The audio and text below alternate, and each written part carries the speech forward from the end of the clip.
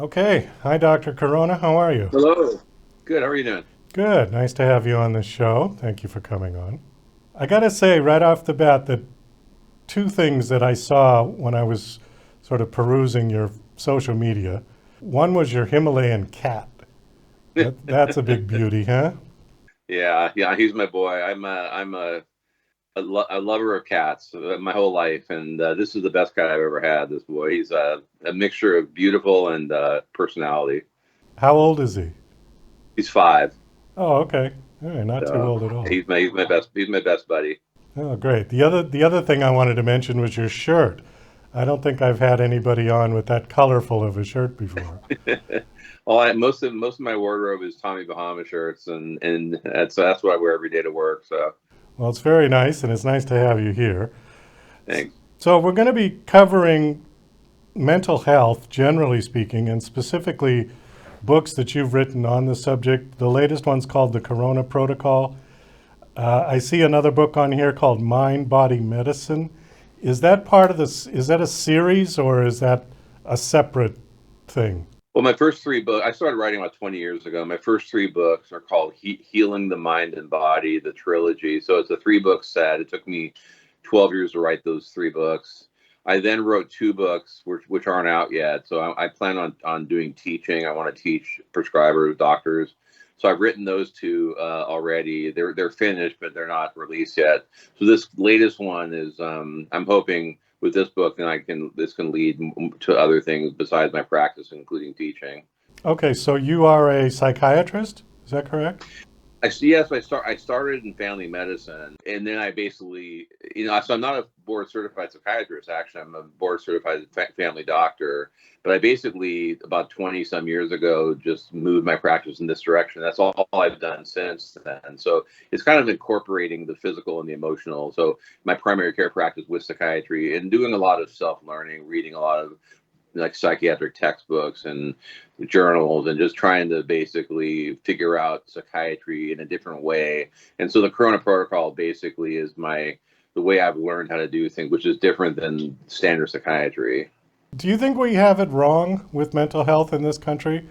Or are we lacking in, well, for example, with technology, we've made great leaps and bounds with physical health, but it seems like mental health is really lagging. And we seem to have a mental health crisis in this country at the We moment. have a major Yeah. crisis, and I think it's just the lack of understanding. I think it's the stigma. People think mental health means crazy or psycho, so people put these terms on mental health like it's not real somehow. Like if you have mental health problems, you have you're a mental patient. You're weak. You don't have a good spine. You don't have a spine. So I think part of it is just the understanding that it's actually a real medical problem. It has to do with the brain. The brain is a real organ in the body, but we can't measure the brain like we can measure blood pressure and blood tests and other things in the body. So those things kind of get a pass because you can do tests on those. With mental issues, there's no test. Just basically listening to people, talking to people. That's the test. It seems like probably from the 1980s when they started shutting down all the mental health facilities and prescribing a lot of antipsychotic drugs to people, that it actually made things worse. Well, I think with deinstitutionalization, this is what led to the homeless crisis we're seeing now. And well, I mean, I think a lot of the antipsychotics can get a bad rap. I think for the right person, they're very helpful. Like a lot of these people who are homeless are schizophrenic, they're psychotic, and but it's also with medications too. Is I think if someone does medications incorrectly, you can really get people sedated and stoned and tired. But so it's also the art of prescribing medications correctly for an individual. But a lot of these people on the street they're drug addicts. They have mental illness, and neither of them are treated. So with medication, there's a lot of misconceptions, such as antidepressants causing suicide risk. So I think there's a lot of misconceptions about medications. And again, I think with medications, they have to be done right. You can't, if a doctor isn't that good at it, which is a lot of doctors, by the way, including psychiatrists, then yeah, then you're not going to get the best results. So it's not a one size fits all for the Right. medication, right? Yeah. And then the Corona protocol, basically, my method is how I've learned to do things in a different way by really following my own instincts. Doing a lot of reading and studying over the years. To learn how to try to individualize treatment, and it often is combining different medications together, possibly at like a lower doses, and not overdoing any one medication, and doing a lot of we call off-label prescribing, so a lot of mixtures of things, and that really can get people feeling fantastic. And my goal with every patient is completely better, feeling great, feeling like their old self again, feeling like a new self. Maybe some people say, I've never felt this good before. And well, is this what people normally feel like? And I go, yeah. So it's totally achievable with almost every patient. It just needs to be done correctly. So you're combining holistic approach with traditional medicine, yeah? Well, holistic in my mind means helping the body heal itself. And with psychotropic medication, like I said, they get a bad rap, but what they do is they basically balance the person's own natural neurochemicals. So they're not really adding chemical to the body. They're helping the body to balance what's already there. So that's why I call it holistic. Now, some people think holistic means, vitamins, supplements, holistic healers. So it's not that in the traditional sense. It's the term holistic, and the way I define it is working with the body, trying to figure out what's out of whack, how to put it back in whack. And so that's basically my job, is to figure out what's the best individualized. And then again, it's not always just medications.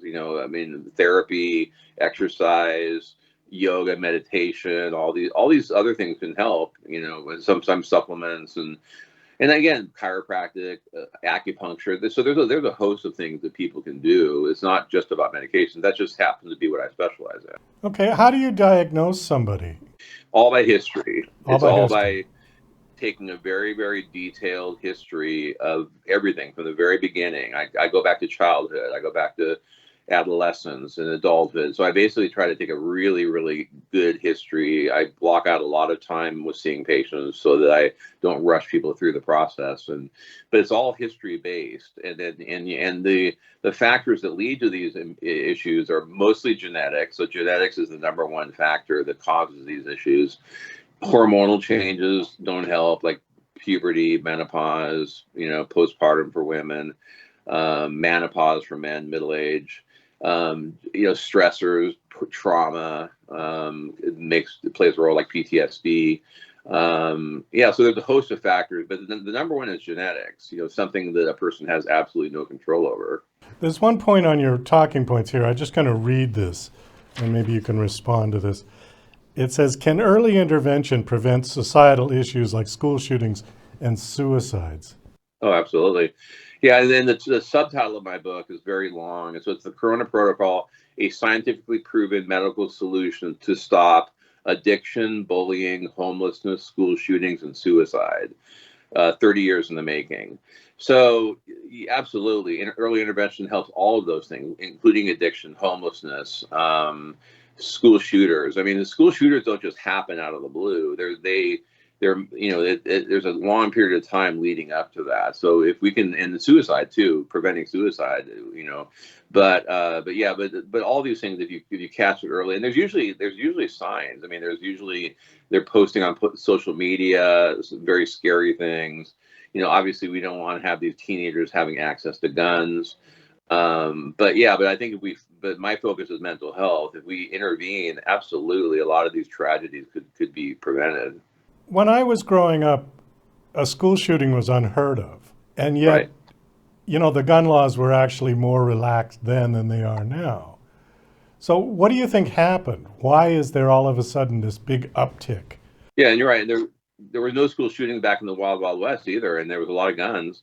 So um, I think it's a combination of reduction. I think reduction in morals and values in our country. I think things have just gotten worse. The reduction of spirituality, I believe, which tells us between right and wrong.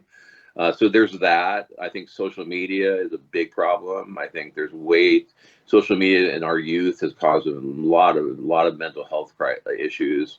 Just the overexposure. I mean, kids used to go out and play, and now kids are inside on their social media sites, on their video games. And there's a lot of violent video games, and I'm sure that doesn't help the situation when these kids are exposed to that type of violent actions. So I think it's just a combination of things, but I think it has mostly to do with reduction of values and reduction of morals. Are you seeing success with your Corona protocol? Oh, absolutely. So I've been doing it for like over 30 years now, and so that's why such success. And I have a lot of people refer to me. I have a very busy practice, but such success that led to me writing. And because when I started writing 20 years ago, I didn't know I was going to be writing 6 books. But what I really want to do now is to teach. And I think if I can help other prescribers and teach them my methods, which I can easily do. I've already finished the 2 books, and that they just need to be edited. But if I can get out there and start to talk to prescribers, because I want to be able to help people at a wider range by helping other doctors help their patients, because I can only see so many people and do so much. But that's what my next plan of action is, getting these 2 books out. The book 4 is called The Corona Protocol Prescriber's Guide, and book 5 is called The Corona Protocol 3 Secrets to Success. And they're both really, if I do say so myself, they both came out really well. They're going to be very, very easy to teach what I do. And I'm going to teach by using case studies. I'm going to basically take real cases, break them down, and then show doctors, here's what we do, case by visit by visit by visit. And then basically, I think that's how doctors will learn the best, is actually learning on real people. That was my next question, actually. Are the books written primarily for doctors, or are they written for everybody? I mean, this one is for both, really, but I really had more in mind patients with this book. Of my first 3 books, really both. I guess probably my 3rd book of the series is probably more for doctors, but I've had patients really like that one also, because people say it gives me an inside view of how doctors think and how we make decisions that we make. So yeah, but I think I never really separated out like what's for patient, what for doctors, because I've really kind of been writing for both audiences the whole time.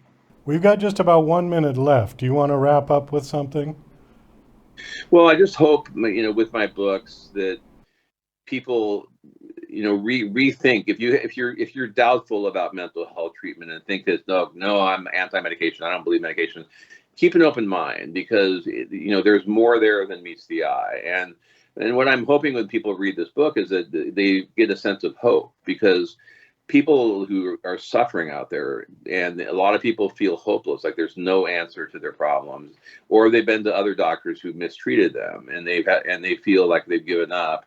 Don't give up. I mean, there's an answer. And if you've been to a psychiatrist or primary care doctor and you feel frustrated because you've had problems with side effects, you've had incomplete results, that doesn't mean there's not answers out there. So feel free to get a hold of me. My website is Dr. Paul Corona. So www.dr for doctor, drpaulcoronamd.com. All my information is on there. You can contact my office. I'm doing remote visits. A lot of people I'm seeing out of state remotely. And I'm also on Facebook and Twitter, well, now X, and Instagram. But if you want to get a hold of me, I can definitely help, even if you're not in my area. Well, Dr. Corona, thank you so much for coming on this show. Thank you so much, Doug. I appreciate you having me on. Okay, and best of luck with your work. Thank you. Appreciate it.